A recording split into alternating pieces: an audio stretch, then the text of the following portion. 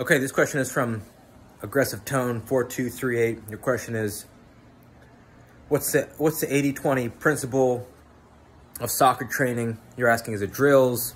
Is it passing? What is it? What's the thing that you can invest a little bit of time in and yield maximum result? I believe that it's juggling. And I think it's juggling because if you invest a little bit of time into juggling, you get a lot of bang for your buck. And what I mean by that is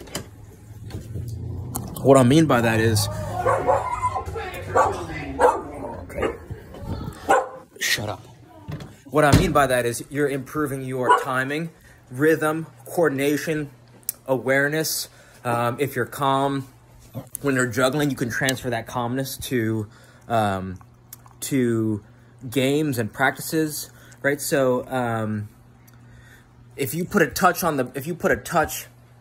the goal frame, even if it's a light touch, if it's put in the right direction, and the goalie's not there, you could still score. So you don't need that much power to score a goal if you put in the right spot and you're at the right place at the right time. So I think juggling is the only thing that improves dribbling, passing, shooting, and all of those independently, if you were to train them, won't really help you juggle, right? They say the best players, the best jugglers are the best.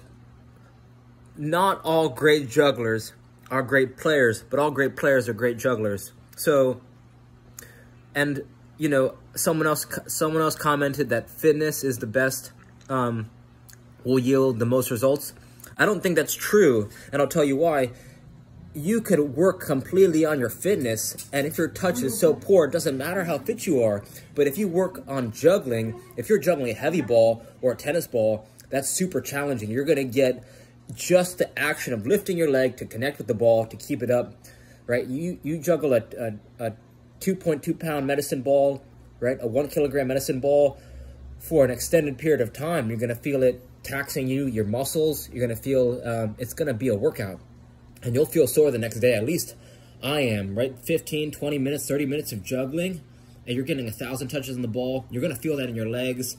It's not nothing. It's not nothing. So, you know, I would rather, right? If you could only spend 15 minutes, if you only had 15 minutes a day, if you choose to only work on fitness or only work on juggling all day, because like I just said, you could be the fittest person on the field, but if your touch is poor, and you can't keep control of the ball, then your fitness is worth nothing.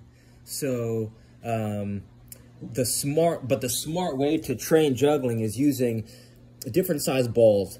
But you want to rotate different size balls because smaller balls will improve your precision, heavier balls will improve your power, and when you're alternating and combining training with both of those, they're going to sharpen your touch and help you become more dangerous on the field. So I hope that helps.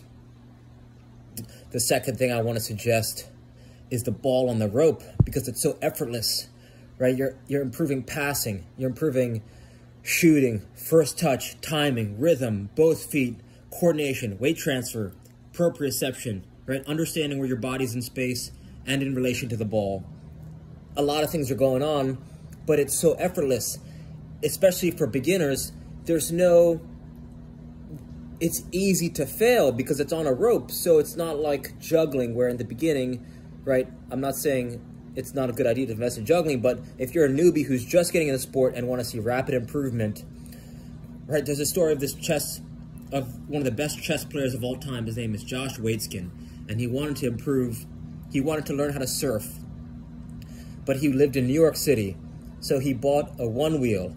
A one wheel is a self-balancing, it's almost like an electric skateboard, except you stand perpendicular to the skateboard and it mimics surfing. So by buying a one wheel and riding it all throughout New York City, he was able to improve his surfing in an effortless, fun way.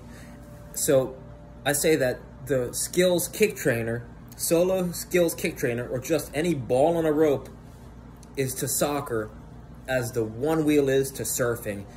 I brought my, it's just a fun way to get a lot of touches in a fun, right?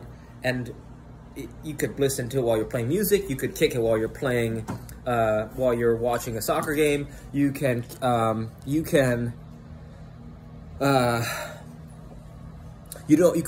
play with it inside. You don't have to worry about breaking a window or some valuables in the house. I brought my ball to France, and while walking around Paris, I got close to 4,000 touches in one day, effortlessly. So that's just that's the second thing that I think is one of the most underrated soccer training tools around. So give those two things a try, right? Juggling, carry a tennis ball with you everywhere you go, and just be playing perpetually. The best players don't think of practice as practice. They're just playing because it brings them joy. So right with me right now, I'm going for a walk. I'm carrying an RMT rope and a tennis ball. So, right, I'm not just recommending it. I live this stuff. So give it a try, and I hope it helps. So reach out with any questions. All right, thank you.